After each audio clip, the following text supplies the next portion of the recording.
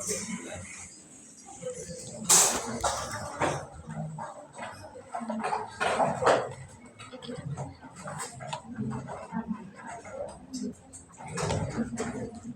Kemudian dibuka juga SPSS-nya seperti ini. Lalu dapetnya ini logo.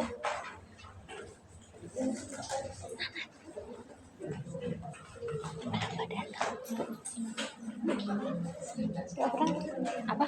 Mana emang apa?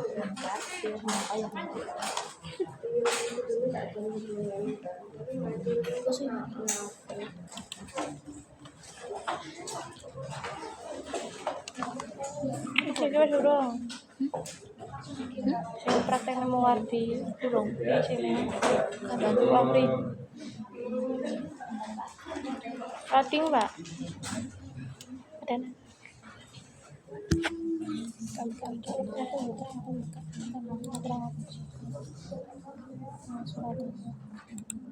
Ini kita tidak copy semuanya ya, kita satu variabel aja ya, enggak ditanyakan.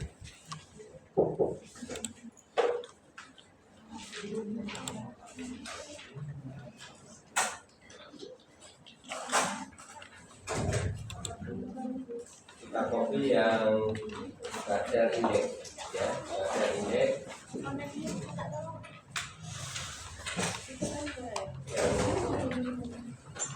nilainya kelompok 1 presiden.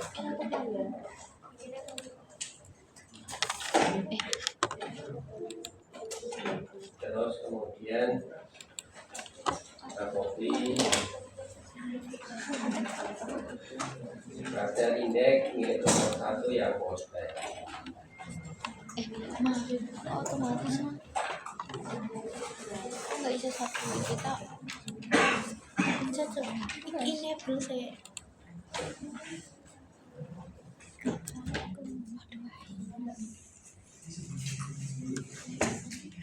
Terus kita copy lagi yang miliknya kelompok 2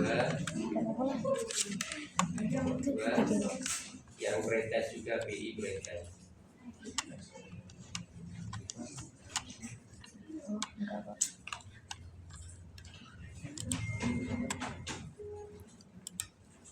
Tapi kita taruh di bawah sini karena kelompok 2 ya. Kemudian kita copy BI pretest nilai kelompok 2.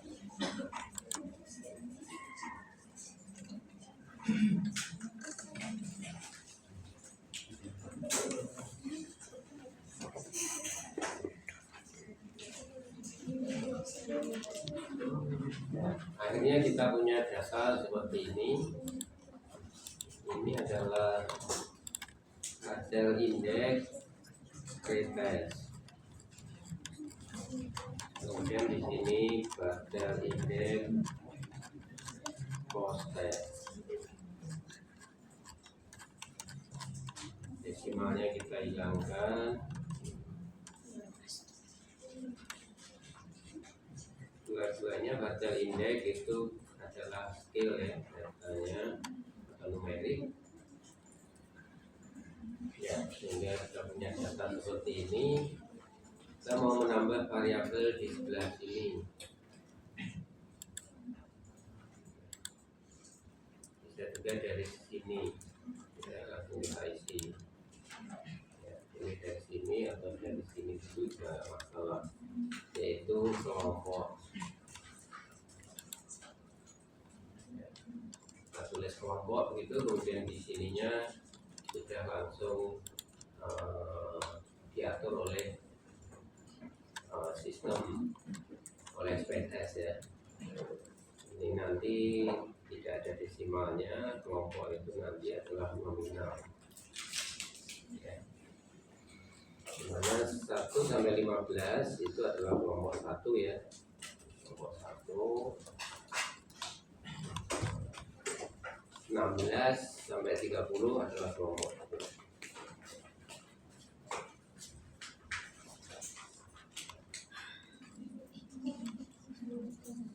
Jadi kita punya data seperti ini.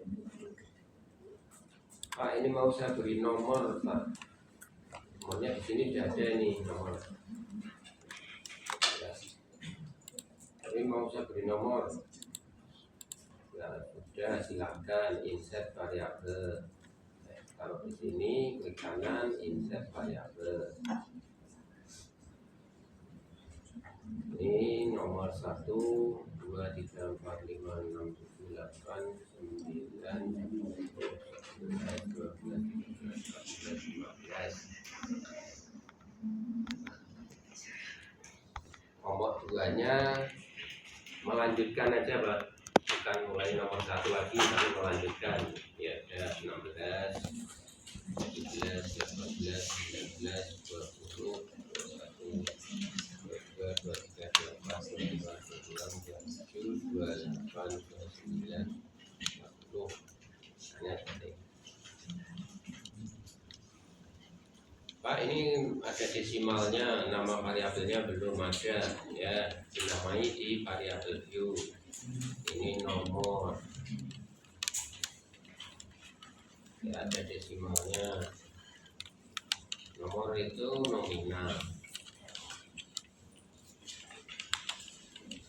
Ya, namanya data seperti itu. Pak, itu datanya disenterkan saja, Pak. Nah, tinggal di sini dibuat center.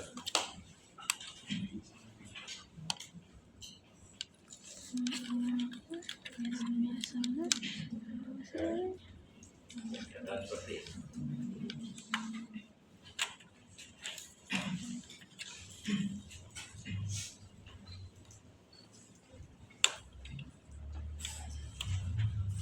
Nah, kita akan mengulangi apa yang kita lakukan minggu yang lalu, yaitu melakukan ini atau nanti juga ini.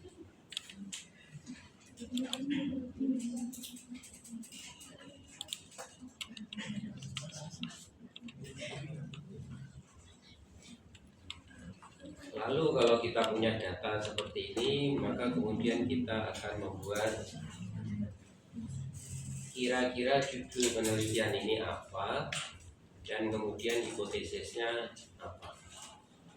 Karena yang mau dianalisis statistik itu adalah hipotesisnya, ya, uji hipotesis. Ya, analisis statistik itu uji hipotesis. Nah, sehingga kemudian di situ adalah ada dua kelompok, ya, kelompok 1 dan kelompok 2. Berarti judulnya perbedaan pengaruh antara independen variabel 1, dalam hal ini yang berada di kelompok 1, ya, dan independen variabel 2 yang berada di kelompok 2.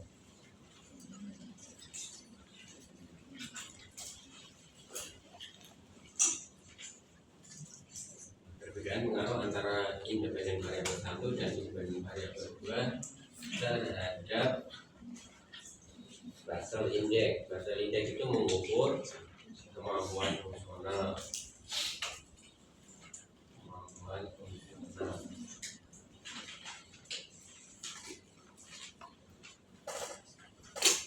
Ini berarti DV-nya, ya. DV-nya hanya 1, yaitu hanya kemampuan fungsional. Itu hanya diukur dengan badan pada pasien kasus X.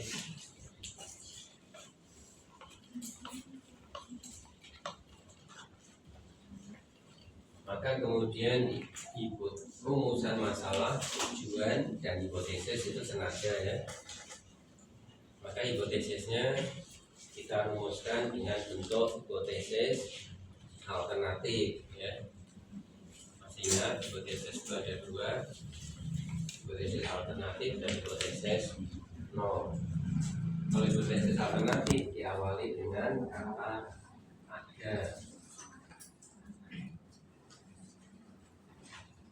ketiga, pengaruh independen variabel 1 terhadap peningkatan kemampuan fungsional.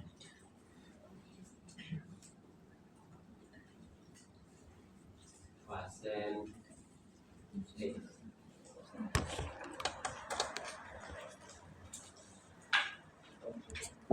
Hipotesis yang kedua, ada pengaruh independen variabel kedua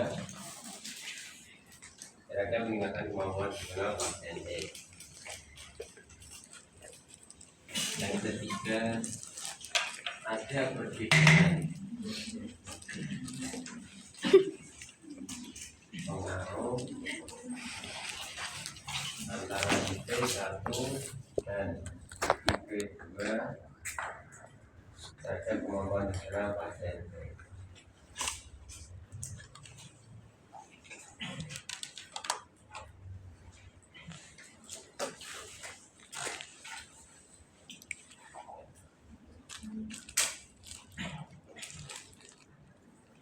Kalau seperti ini, maka kemudian notasinya itu adalah O1 diberikan IP1, kemudian diukur lagi O2. Ini juga sama O3, sama O3 nggak boleh sama ya. Diberikan IP2, kemudian diukur lagi prosesnya O4.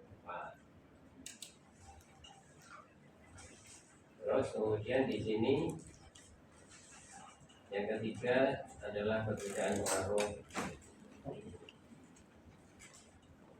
Ini hipotesis yang ketiga. Ini hipotesis yang satu. Ini.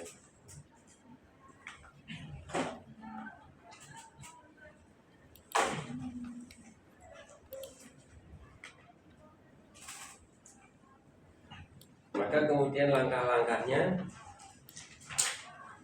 apa? Kalau kita mau melakukan analisis statistik, langkah yang pertama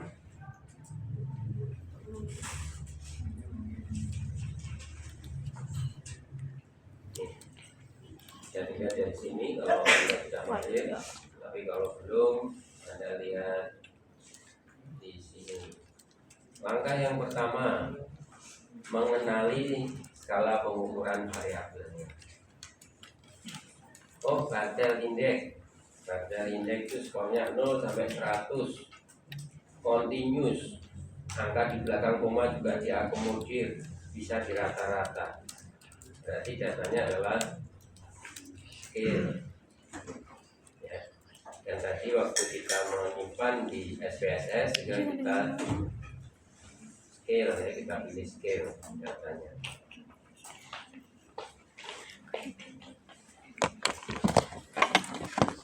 Setelah itu langkah yang kedua, kita mengenali hipotesisnya atau jenis penelitiannya, apakah komparatif atau korelasi.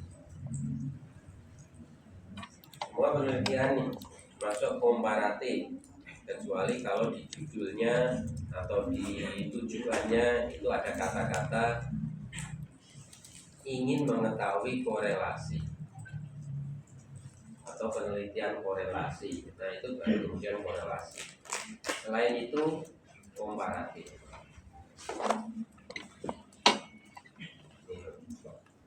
Langkah yang pertama kita tahu datanya. Yang kedua kita tahu hipotesisnya, komparatifkah atau korelatif.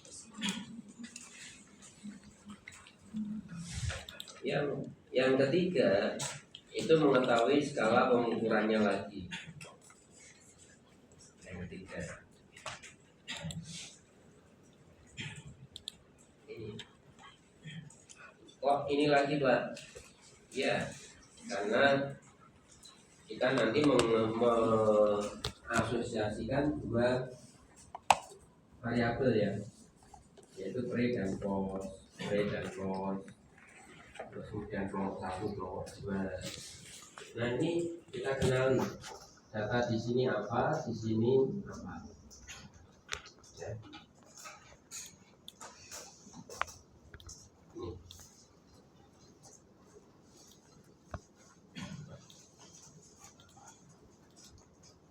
Kalau kategori dan kategori, maka kesimpulannya itu adalah dianggap kategori.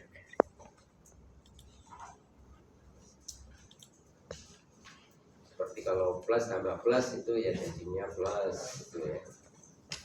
Nah ini kalau satunya kategori, satu numerik, plus tambah minus jadinya minus.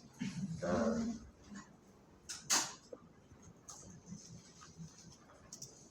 maka jadinya apa? Kalau untuk komparatif, satunya numerik, satunya kategori jadi numerik. Kalau numerik ya di sini numerik. Jadi kalau komparatif ya, itu kalau satunya numerik itu sudah dianggap kesimpulannya itu numerik. Dianggap kategori kalau dua-duanya kategori. Tapi Anda juga harus paham, kategori ini bisa saja adalah numerik yang tidak berdistribusi normal. Ya. Jadi yang dimaksud numerik di sini ini adalah numerik yang berdistribusi normal ya. Kalau numerik tidak berdistribusi normal itu dianggap kategori. Sehingga kalau di sini ada numerik tidak berdistribusi normal, variabel 2-nya nanti numerik tapi juga tidak berdistribusi normal, maka kesimpulan di sini apa?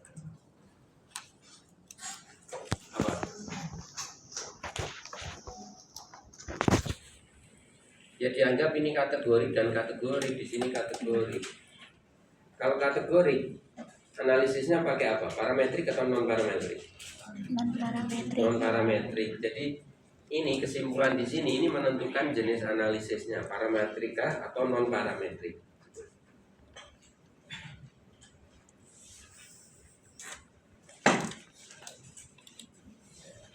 Yang parametrik itu yang mana? Ini parametrik. Yang ini di bawah ini semua non parametrik. Non parametrik. Yang atas parametrik.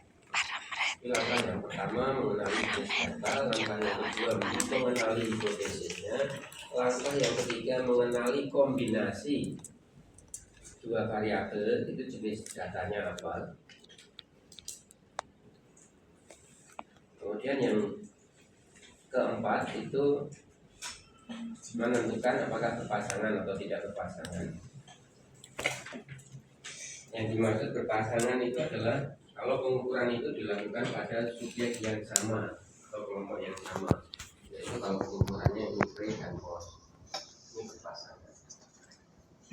Tidak berpasangan itu kalau dilakukan pada subjek yang berbeda. Hanya ini subjek di kelompok 1, ini subjek di kelompok 2. Nah ini nanti adalah tidak berpasangan. Membandingkan dua kelompok itu tidak berpasangan.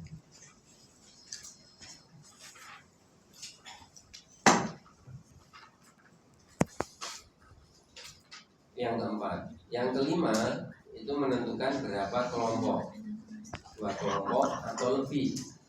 Ya pilihannya hanya itu, dua kelompok atau lebih. Nah di sini adalah dua kelompok pre dan post.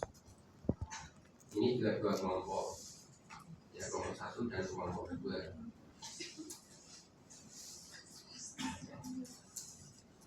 Jadi nanti kita akan membahas tentang ini dua kelompok yang berpasangan. Yaitu ini dua kelompok yang berpasangan atau ini, dan dua kelompok yang tidak berpasangan. Ya. Itu yang ini dua kelompok tidak berpasangan atau ini.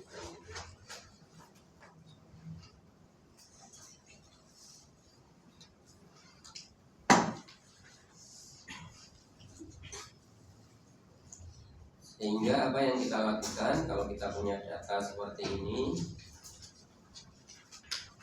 Oh ini datanya numerik ini Pak. Data indeks pre dan post ini numerik. Maka numerik harus kita uji normalitas datanya.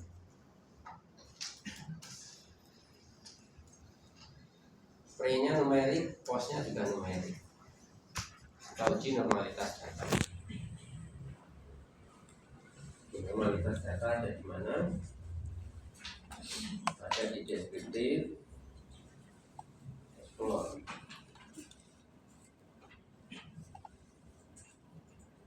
Yang kita uji adalah kita uji normalitas datanya BI pre dan BI post milik kelompok 1 dan kelompok 2. Sehingga kelompok kita taruh.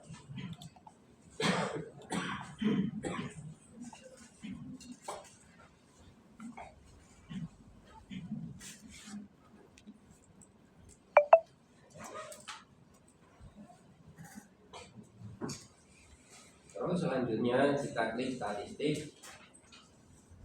Kita menginginkan ada data deskriptif, yaitu min, mungkin median, standar deviasi, nilai minimum, nilai maksimum. Ya, itu kita klik deskriptif. Kemudian kita klik plot. Nah, ini kita centang tes normalitas data. Untuk grafik yaitu stem and leaf atau histogram boleh dicentang, boleh juga tidak. Memang dengan stem and leaf atau histogram kita bisa melihat sebaran data atau varian itu lebih bagus dan kita bisa menduga datanya normal atau tidak itu dari grafik. Tapi kan itu hanya menduga. Pastinya itu ya angka normalitas di sini.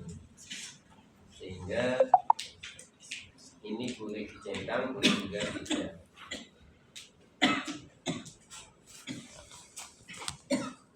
Continue. Kemudian ini kita klik good. Kita klik OK.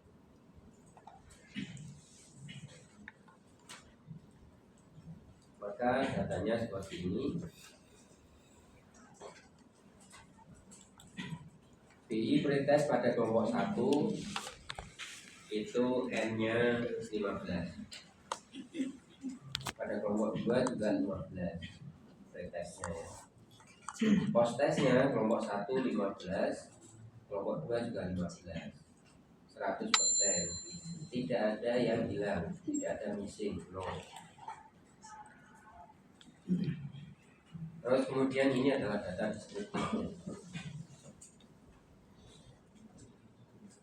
Jadi BI pretest pada kelompok 1 minnya berapa, mediannya berapa, variannya, standar deviasi dan seterusnya.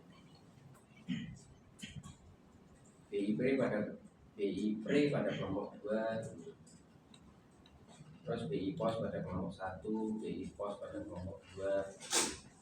Ya, seperti ini. BI pre pada kelompok 1 itu yang mana toh? Ini loh. BI pre kelompok 1. Ini BI post kelompok 1. Ini BI pre kelompok 2. Ini BI post kelompok 2. Jadi kita punya 4 kelompok. Ya, BI pre kelompok 1, BI pre kelompok 2, BI post kelompok 1, BI post kelompok 2. Normalitas datanya juga 4 ya, datanya 4. Yang dibaca yang mana? Apakah Shapiro-Wilk ataukah Kolmogorov-Smirnov? Kalau jumlah subjeknya kurang dari 50, dianggap kecil, pakainya Shapiro-Wilk. Kalau lebih dari 50, dianggap subjek besar, normalitas data yang dibaca adalah Kolmogorov-Smirnov. Yang dibaca yang mana? P-nya. P-nya itu mana? Ini P Kolmogorov-Smirnov. ini P Safirul. Yang dibaca adalah yang ini ya, karena sekiannya hanya 15.